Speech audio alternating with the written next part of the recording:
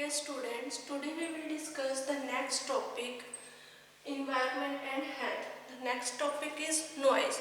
In last lecture we discussed the air pollution and next topic is noise.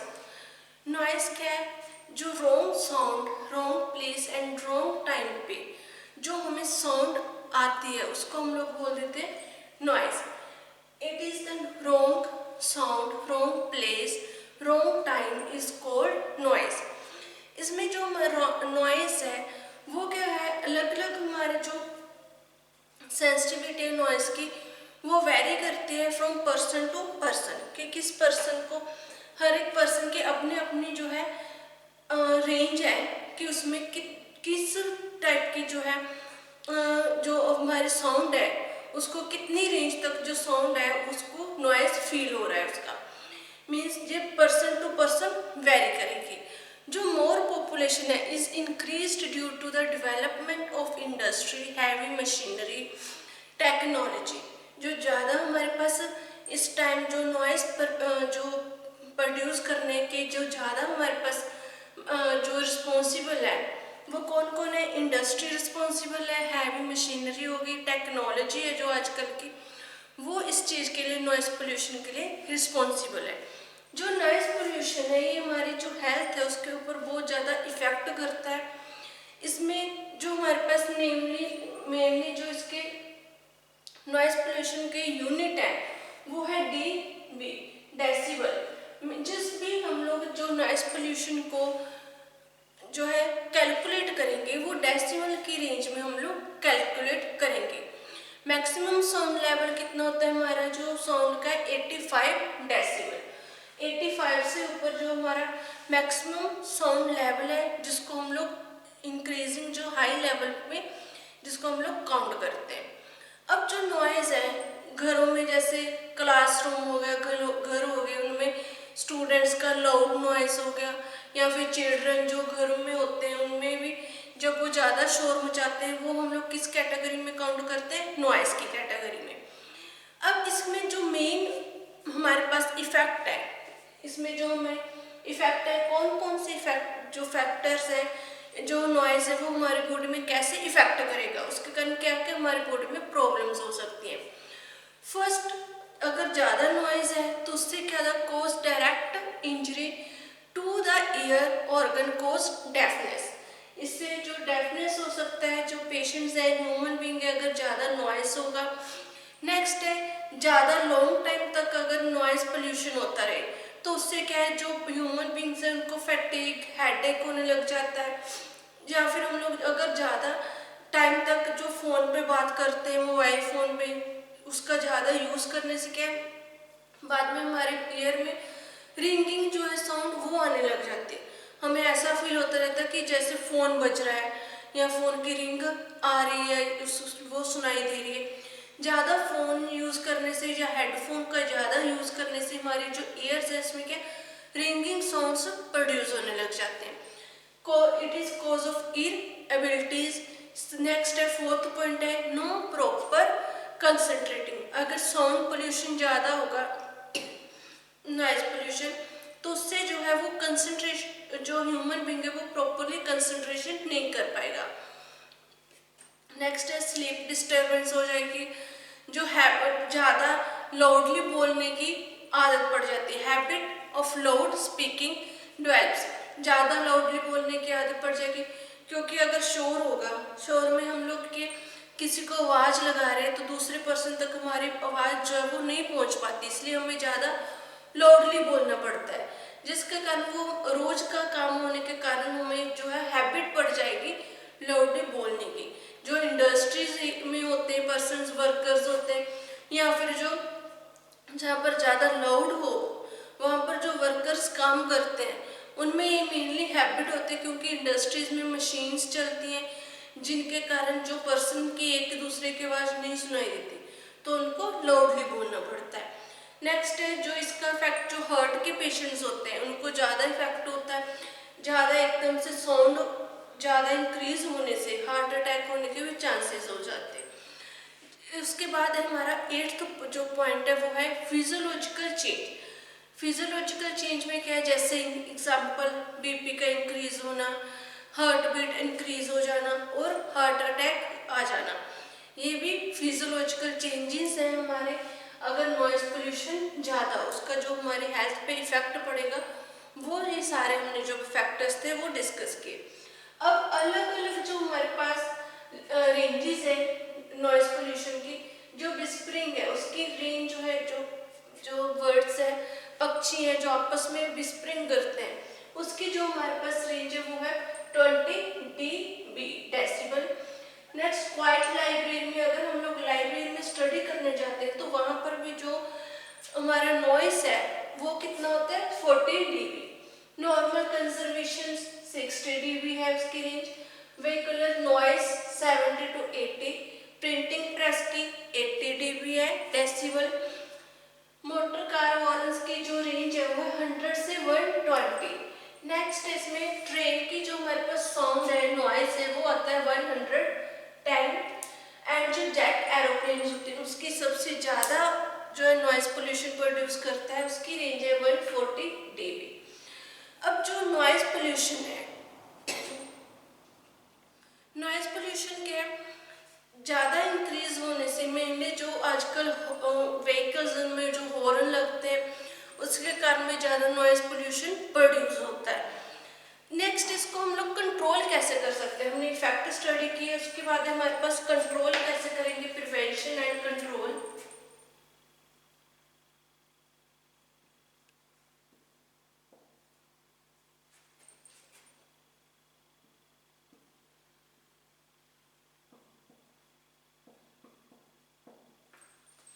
Prevention and control of noise pollution. Noise pollution को control और prevent हम लोग कैसे कर सकते हैं, उसके लिए क्या क्या हमें जो है स्टेप्स है वो यूज करने चाहिए। फर्स्ट वन है control the source of noise. जो नॉइस प्रोड्यूस कर रहे हैं सोर्सेज, उनके ऊपर कंट्रोल करना है। जैसे एग्जांपल है, अगर हम लोग किसी इंडस्ट्री में हैं या फिर घर में कोई भी हमारी मशीनरी है जो ऑयल जो साउंड प्रोड्यूस कर रही है, नॉइस प्रोड्यूस कर रही है, उसको प्रॉपरली ग्रीस करना, ऑयल देना और उनकी प्रॉपरली रिपेयर करवाना। नेक्स्ट है जो मशीन रूम्स है जहाँ पर हमने मशीन्स लगा रखी हैं वर्किंग के लिए, वहाँ पर उस जगह पे हमें जो है प्रॉपरली जो नॉइस पोल्यूशन है, साउंड प्रूफ जो रूम है, वहाँ पर उनको सेटअप करना चाहिए मशीन्स का। जिन मशीन्स का ज़्यादा नॉइस प्रोड्यूस होता है ड्यूरिंग वर्क के, तो उनके लिए हमें स्पेशल रूम्स अरेंज करने चाहिए जो है साउंड प्रूफ रूम, की जो बाहर जो साउंड है वो ना जाए। सेकेंड है no sound absorbers. Sound absorber में जैसे एग्जाम्पल है पॉलीएस्टर्स, जैसे जो फोम्स होते हैं, जो गद्दे होते हैं, उसी की तरह ही हमारे पास पॉलीएस्टर्स के फोम्स अवेलेबल होते हैं जिनको हम लोग रूम्स में अंदर लगवाते हैं, जिससे क्या है कि जो अंदर का नॉइस है और बाहर का नॉइस है वो अंदर नहीं आता और बाहर का नॉइस अंदर नहीं आता और अंदर का जो नॉइस है, साउंड है, वो बाहर नहीं जाती। वो हमारे जो अब्जॉर्बर है वो मेनली क्या करते हैं, हमारी जो नॉइस एनर्जी है उसको अब्जॉर्ब कर लेते हैं। उनका मेन यही पर्पस होता है जिससे जो नॉइस है वो बाहर नहीं जाएगा। मेनली जो रूम्स होते हैं, जो सम रूम्स ऐसे होते हैं जिनको इसी तरह से हम लोग प्रिपेयर करते हैं कि उसमें जो साउंड अब्जॉर्बर है वो हम लोग उसमें लगवाएंगे जिससे जो नॉइज है वो प्रोड्यूस ना हो। नेक्स्ट उसके बाद है कि जो हमारे पास जो ज़्यादा हमारे पास जो 100 डेसिबल से ज़्यादा जो भी हमारे पास नॉइज है, जैसे फैक्ट्रीज में जो वर्कर्स काम करते हैं वो आपस में क्या है आवाज़ नहीं सुन पाते, वहाँ पर मशीन्स का बहुत ज़्यादा जो वो साउंड प्रोड्यूस करती हैं। उसके लिए उन वर्कर्स को अपने जो ईयर्स में एयर प्लग का यूज़ करना चाहिए जिससे जो उनकी हेल्थ पे साउंड का कोई इफेक्ट ना हो। नेक्स्ट इसमें हमारे पास पॉइंट है no horn near hospitals and schools. जहाँ पर अगर किसी भी एरिया में हॉस्पिटल्स है रोड पर या फिर जो स्कूल्स है वहाँ पर जो हॉर्न है उनका कम से कम यूज़ करना जिससे जो है डिस्टर्बेंस ना हो और जो स्टूडेंट्स हैं उनकी जो कंसंट्रेशन है वो डिस्टर्ब ना हो, वो प्रॉपरली कंसंट्रेट कर सके। और जो हॉस्पिटल्स हैं उनमें पेशेंट्स हैं उनको ज़्यादा डिस्टर्बेंस ना हो। नेक्स्ट जो रेजिडेंशियल एरिया होता है वहाँ पर जो है व्हीकल्स का जो यूज़ है वो कम से कम हो।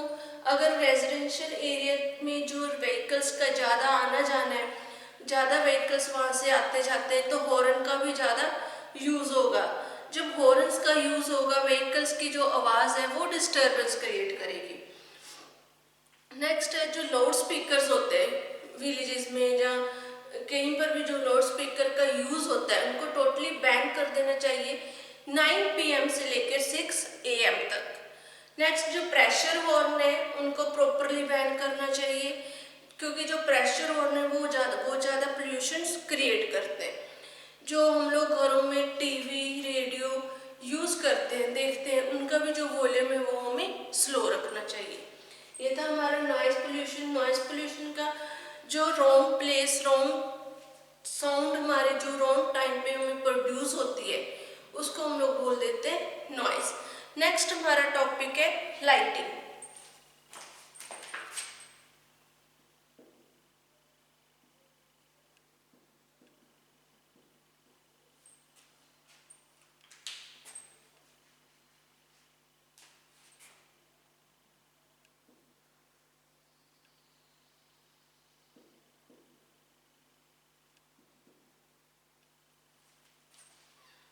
नेक्स्ट टॉपिक है लाइटिंग। लाइटिंग का मीनिंग कि जो गुड लाइट है, good light of place work street road, ये ज़्यादा हमारे लिए जो बहुत ज़्यादा नेसेसरी है जो गुड लाइट है। अगर जो प्रॉपरली हमें लाइट प्रोड्यूस नहीं होगी तो हम लोग क्या प्रॉपरली वर्क नहीं कर पाएंगे। अगर डिम लाइट है या फिर बहुत ज़्यादा जो स्ट्रॉन्ग लाइट है उसमें भी जो ह्यूमन बींग्स है वो प्रॉपरली वर्क नहीं कर पाता। जो लाइट है, लाइट हमारे पास 2 टाइप की होती है, आर्टिफिशियल और नेचुरल लाइट।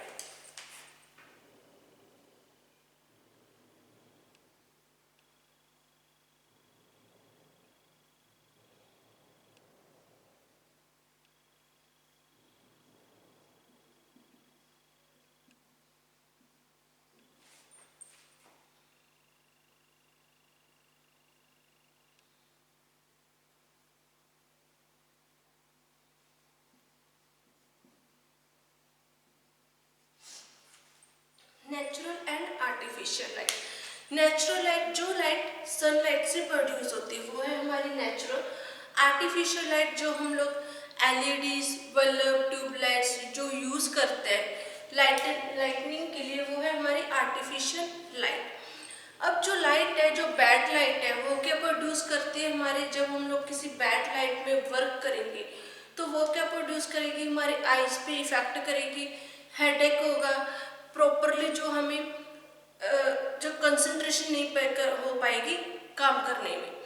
इसके लिए बात है जो हमारे पास शॉर्ट हो लाइट हो या फिर ब्राइट लाइट है, वो भी हमारी जो है आईज के ऊपर इफेक्ट करती है। अगर शॉर्ट लाइट होगी तो उसमें भी प्रॉब्लम क्रिएट होगी, अगर ब्राइट लाइट होगी तो वो भी हमारी जैसे आंखों में चुभती है ना कोई चीज़, उस तरह जो आंखों में लगती है लाइट। अगर हम लोग तेज लाइट डालते हैं तो उसमें हमारी जो आंखें हैं वो प्रॉपरली ओपन नहीं हो पाती, हम लोग उसमें भी प्रॉपरली काम नहीं कर पाते, उससे क्या हेडेक होने लग जाता है। अब जो लाइट है, लाइट के लिए हम लोगों को प्रॉपरली अगर कोई भी स्टडी करनी है या कोई भी मतलब वर्क करना है, उसके लिए हमारे पास प्रॉपर लाइट अवेलेबल होनी चाहिए जिसपे हम लोग प्रॉपरली वर्क कर सके। अब उसके बाद है जो नेचुरल सिस्टम ऑफ लाइटिंग है, वो हमारे पास जो उसके लिए कैसे हम लोग जो प्रॉपरली नेचुरल सिस्टम लाइटिंग है उसको हम लोग कैसे यूज़ कर सकते हैं, उसके लिए हमें कुछ स्टेप्स करने चाहिए, कुछ स्टेप्स को फॉलो करना चाहिए जिससे जो हमारे ऑफिस है, हाउस है, रूम्स है, वहाँ पर जो लाइट है वो प्रॉपरली नेचुरल लाइट आ सके। फर्स्टली है हमारे पास द ऑब्जेक्ट विच जो produce the light should be removed partially और कंप्लीटली। जिस भी ऑब्जेक्ट्स के से हमारे पास लाइट आ रही है वो कंप्लीटली हमारे पास जो है पार्शली और कंप्लीटली होना चाहिए।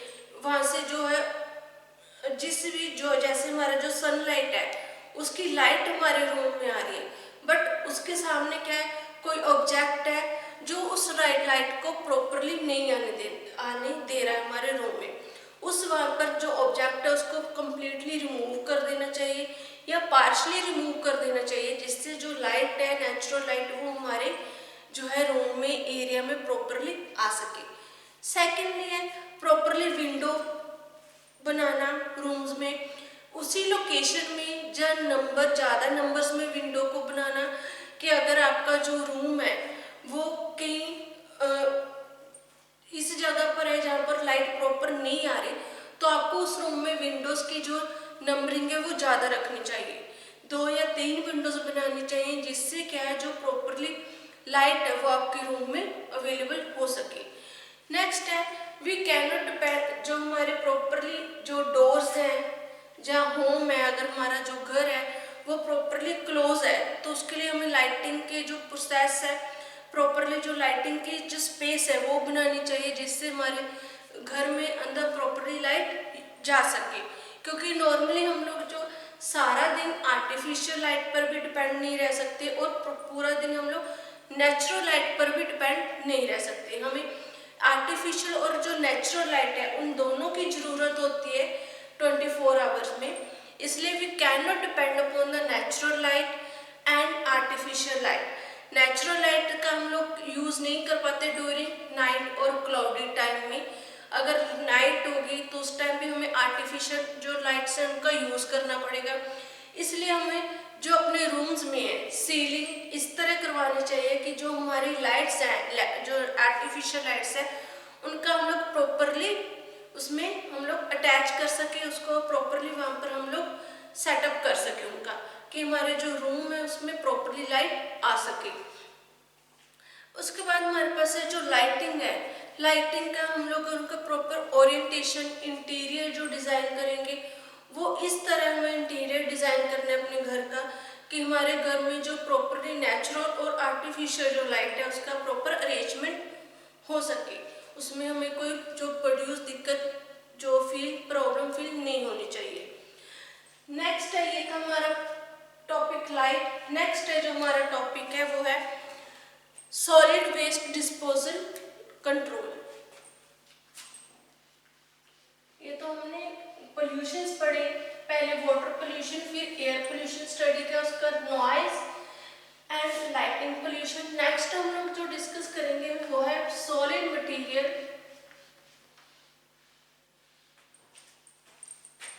जो हमारे सॉलिड मटेरियल्स है उसको कैसे कंट्रोल करना है और कैसे उसका प्रॉपरली जो है उसको हम लोग डिस्पोजल करना है। Solid waste disposal and control.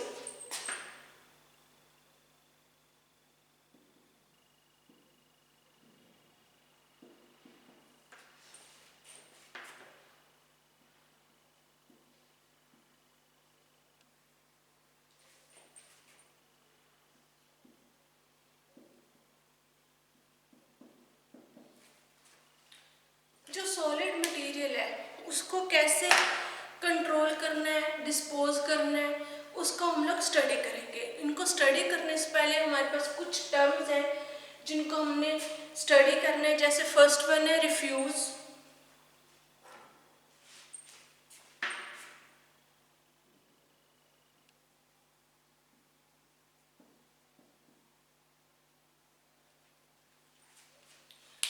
Refuse का मीनिंग है कि जो सॉलिड मटेरियल है हमारे पास, जो सॉलिड वेस्ट मटेरियल है, उस चीज को हम लोग बोल देते हैं रिफ्यूज।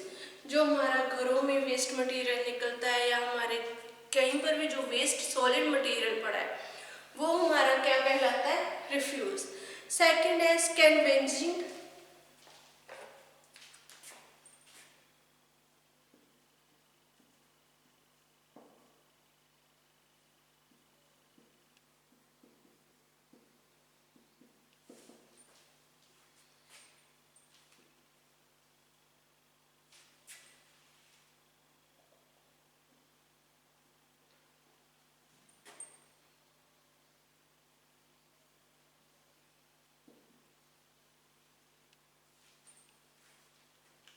स्कैवेंजिंग इसका मीनिंग है कि हमारे पास जो भी मटेरियल है हम लोग यूज करते हैं,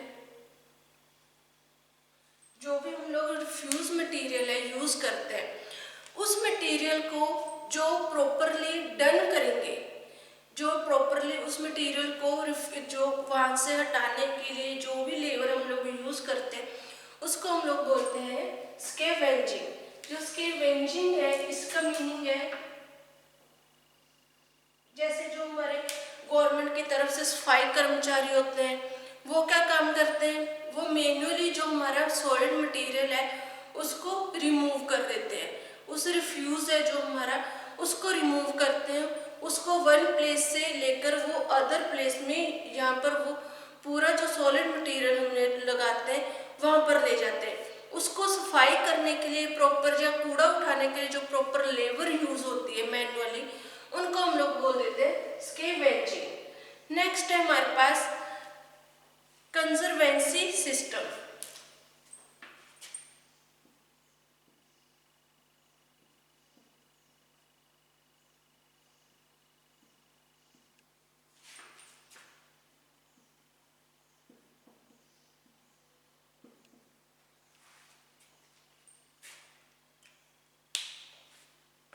कंजर्वेंसी सिस्टम, कंजर्वेंसी सिस्टम क्या है कि collection of disposal of human excreta by manual labour. जो लेबर हम लोग अपॉइंट करते हैं गवर्नमेंट कलेक्शन और डिस्पोज करने के लिए ह्यूमन एक्सक्रीट को, जो ह्यूमन एक्सक्रीट है उसको जो है जो वेस्ट मटेरियल है उसको कलेक्ट करने के लिए जो लेबर अपॉइंट की जाती है उनको हम लोग बोल देते हैं कंजर्वेंसी सिस्टम्स। नेक्स्ट हमारे पास है जो water carry system.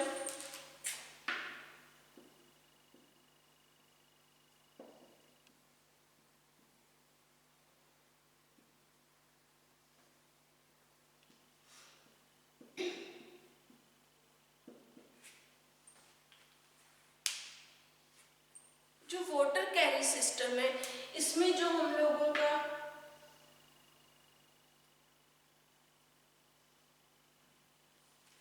Water carry system में हम लोग जैसे जो भी वेस्ट मटेरियल है, जो रिफ्यूज मटेरियल्स है, वेस्ट सॉलिड या फिर जो लिक्विड मटेरियल है उनको जो भी हाउस होल्ड घरों में से लिक्विड और सॉलिड मटेरियल्स को स्ट्रीट में से जो भी उठाते हैं, घरों में स्ट्रीट में जो भी हमारे पास रोड्स पे सॉलिड और लिक्विड मटेरियल है उस मटेरियल को हम लोग बोल देते हैं जो है उसे बोल देते हैं वेस्ट मटेरियल्स।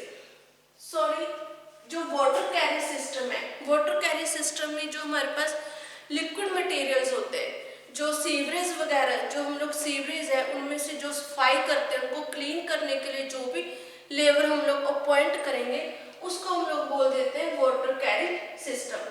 क्योंकि अगर हम लोग सीवरेज वगैरह प्रॉपरली क्लीन नहीं करेंगे तो वो ब्लॉक हो जाते हैं। उनको क्लीन करने के लिए हम लोग उन्हें जो भी लेबर अपॉइंट करते हैं उनको हम लोग वाटर कैरी सिस्टम बोल देते हैं। जो सिटीज है वहाँ पर तो सीवरेज को हम लोग क्लीन करते हैं, जो रूरल एरियाज है वहाँ पर जो हमारे स्ट्रीट्स हैं उनको साफ करने के लिए भी हम लोग जो लेबर यूज करते हैं, जो लेबर वर्किंग करती है उनके लिए वो है हमारी वाटर कैरेज सिस्टम। नेक्स्ट है हमारा वेस्टेज।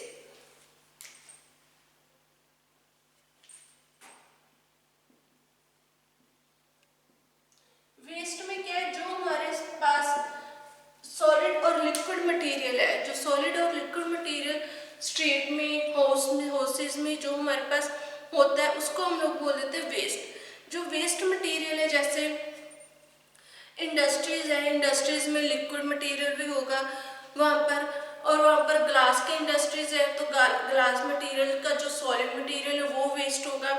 अगर पेपर इंडस्ट्री है तो उसमें जो हमारे पास उसके रिगार्डिंग जो भी मटेरियल यूज होता है पेपर बनाने के लिए वो सॉलिड और लिक्विड मटेरियल है उसको हम लोग वेस्ट कहेंगे, वेस्ट मटेरियल होगा हमारा।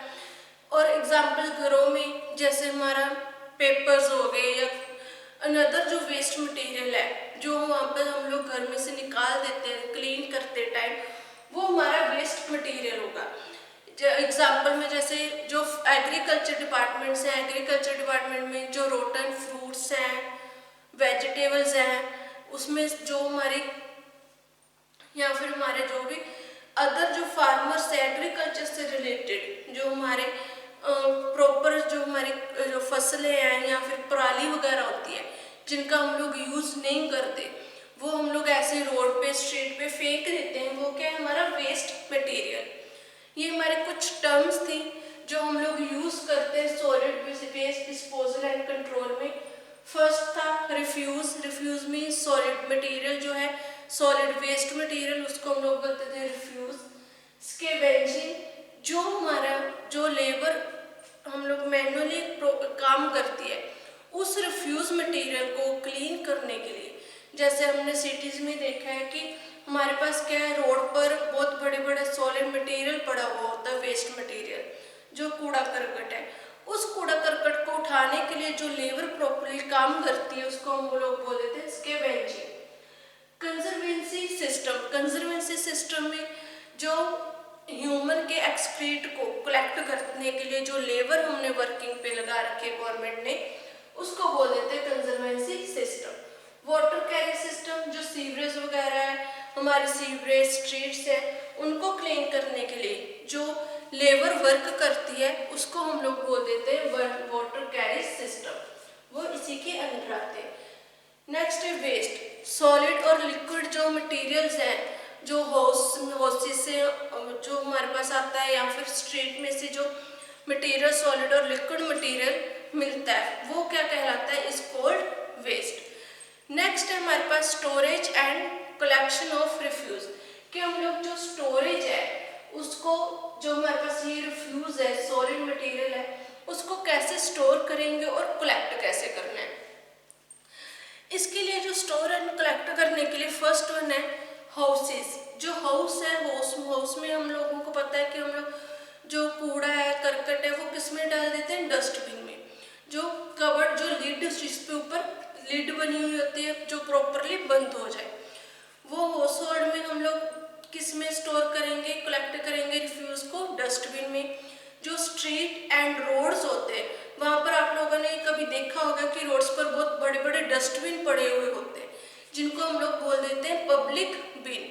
जो रोड और स्ट्रीट में डस्टबिन है उसमें पब्लिक बिन में जो है हम लोग रिफ्यूज को कलेक्ट करते हैं। उसके बाद है जो हम लोग जो मंथली या 4-5 दिन बाद आप लोगों ने देखा होगा कि सिटीज में कूड़ा इकट्ठा करने के लिए, रिफ्यूज इकट्ठा करने के लिए जो लेबर आती है, वो किस में लेके जाती है, या तो उनके पास पब्लिक बिन होते हैं या फिर उनके पास स्ट्रीट रिफ्यूज कार्ट होती है, एक रेडी सी होती है जिसमें वो जो पूरे हमारे सिटीज है, जहाँ जो हमारा टाउन है, उसका जो रिफ्यूज मटेरियल है उसको कलेक्ट करके लेके जाते हैं। और वो किसी एक अलग से एरिया होता है जहाँ पर वो पूरा कंप्लीट उस सिटी का जो रिफ्यूज है वहाँ पर वो फेंक देते हैं। उसको बाद में उसका जो फेंकने के बाद उसको रिफ्यूज को क्या करना है वो उसके बाद में डिस्कस करते हैं। उस रिफ्यूज को डिस्पोजल करने के लिए, उस रिफ्यूज को किस मेथड से डिस्पोजल करना है, वो उनका अलग से जो वर्किंग होगी। अब जो हम लोग घरों में भी डस्टबिन जो है वो कई बार रोड पे फेंक देते हैं या स्ट्रीट में जो है हमारा जो रिफ्यूज है वो फेंक देते हैं। उन सबको वो कलेक्ट करने के लिए पब्लिक बिन लेके आते हैं या फिर स्ट्रीट रिफ्यूज कार्ट लेके आते हैं, जिसमें प्रॉपरली जो कूड़ा है, जो सॉलिड वेस्ट मटेरियल है वो उठा लेते हैं और जो हमारा सराउंडिंग्स हैं उनकी नियर अबाउट जितना भी सराउंडिंग है उनको क्लीन कर देते हैं। ये लेक्चर हमारा यहीं पर फिनिश हो जाता है। नेक्स्ट लेक्चर में हम इसी टॉपिक को कंटिन्यू करेंगे। इस टॉपिक में हमारे पास जो है मेथड्स हैं कि किस किस मेथड से जो हम लोग रिफ्यूज है, हमारा जो वेस्ट मटेरियल है, उसको हम किस मेथड से डिस्ट्रॉय करेंगे, वो हम लोग नेक्स्ट लेक्चर में डिस्कस